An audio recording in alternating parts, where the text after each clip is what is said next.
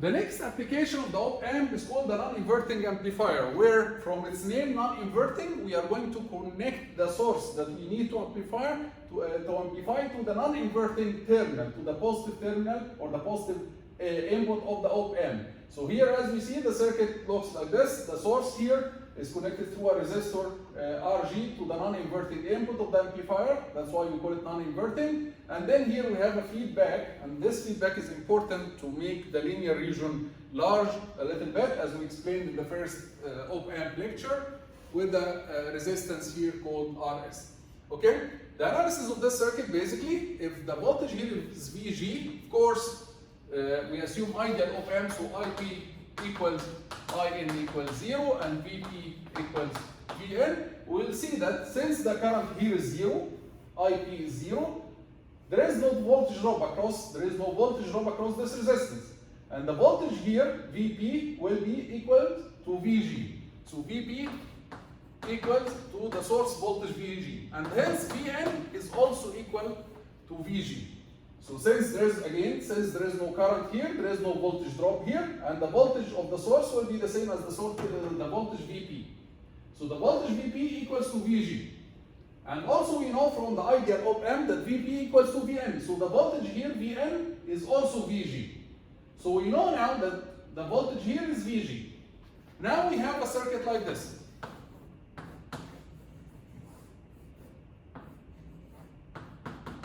This is RS, this is RF, this is Vout, and this is Vn, which is equal to VG. Okay? We don't have current here. The current here is 0. IN is 0. So basically, any current that will go here, it will be the same current going here. So if we call this current IS, the current here will be also IS, because there is no current in this branch, right?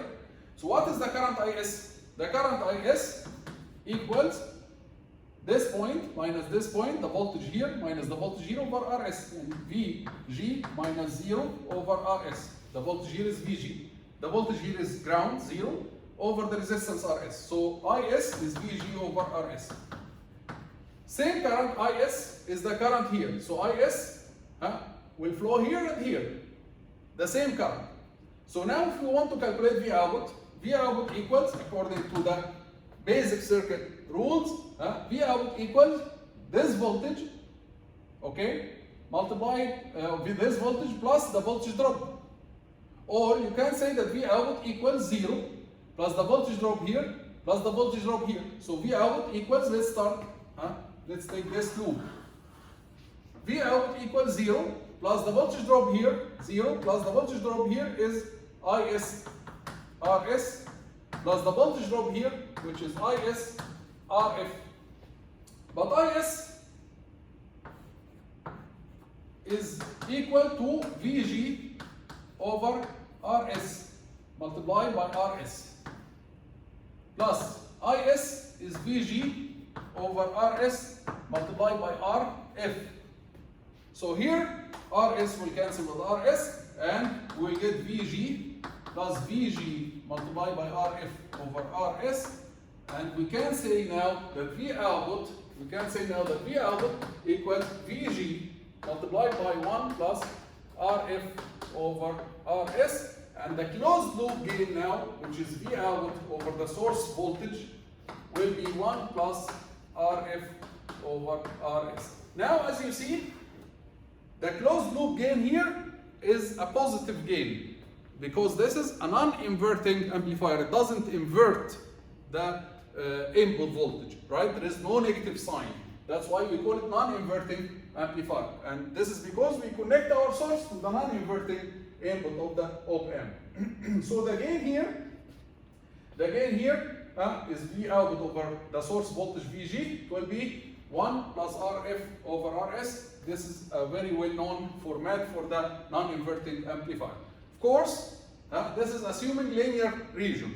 You have always to check that Vout is less than the positive DC voltage and greater than the negative DC voltage, to make sure that you are working in the linear region. So this gain is calculated based on linear region assumption. Okay?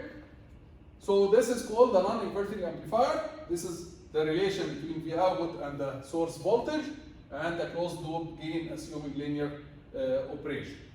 The next application is called the buffer, the voltage follower or the buffer. Voltage follower or the buffer, it's just a very simple circuit without any resistors. You connect your source here and then there is a feedback connection, short circuit between the output and the negative terminal. So let's quickly analyze the circuit. This is a very simple circuit and very weird circuit. Again, it's called voltage follower or buffer.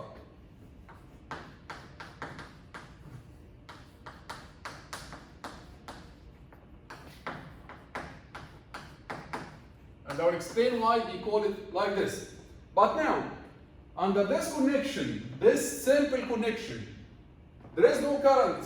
For the ideal op-amp, there is no current here, there is no current here. So the voltage here will be the same as the input voltage.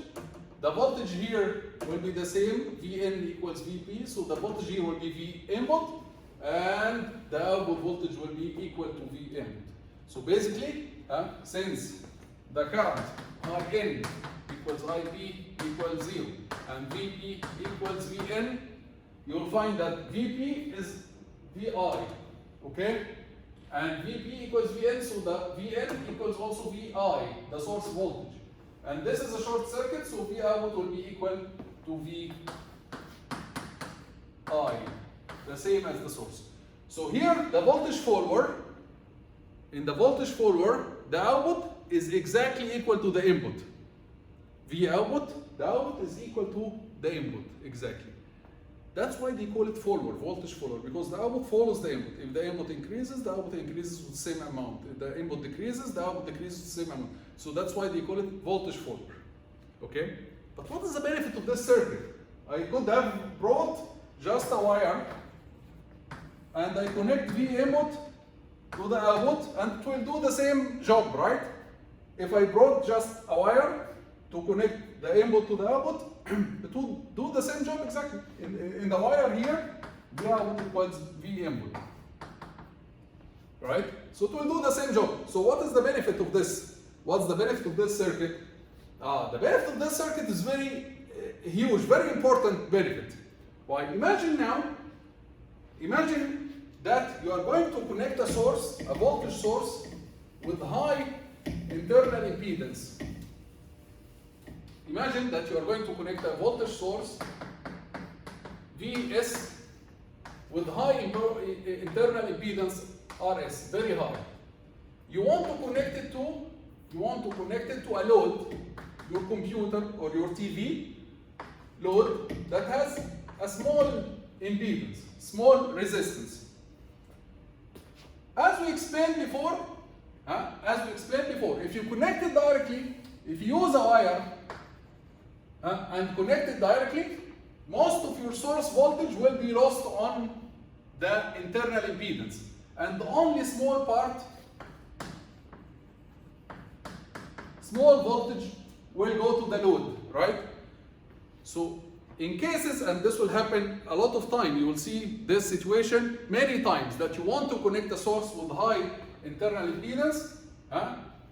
It's not necessarily a source, it can be a previous circuit, a previous stage, and you have a stage and you are taking the output of this stage, but the output impedance or the output resistance of the previous stage, okay, is high output impedance, high output resistance, okay? But we say here, for simplicity, we say it's a source, but it can be a previous stage, okay, in a big circuit.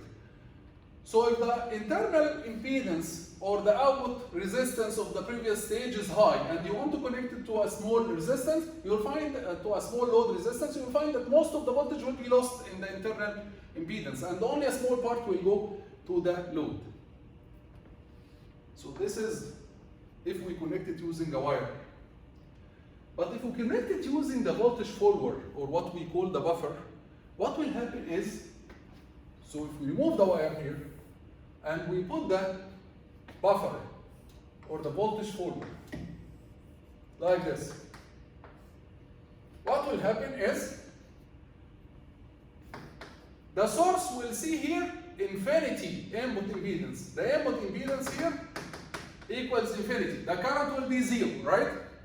And the current is 0 because the input impedance or the input resistance is infinity.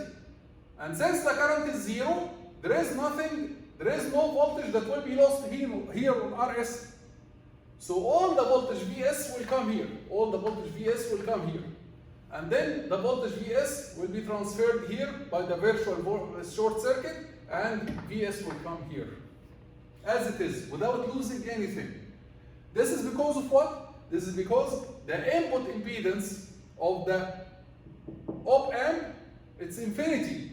And because the input impedance is infinity, it made the current here 0. The current here became 0. And there is no voltage drop across RS, so Vs will come here as it is, and will come here as it is. And will come here as it is also because the output resistance of the op-amp is 0. So all the voltage will go to the load. So this is the importance of the buffer. The importance of the buffer is it isolates the input stage from the output stage.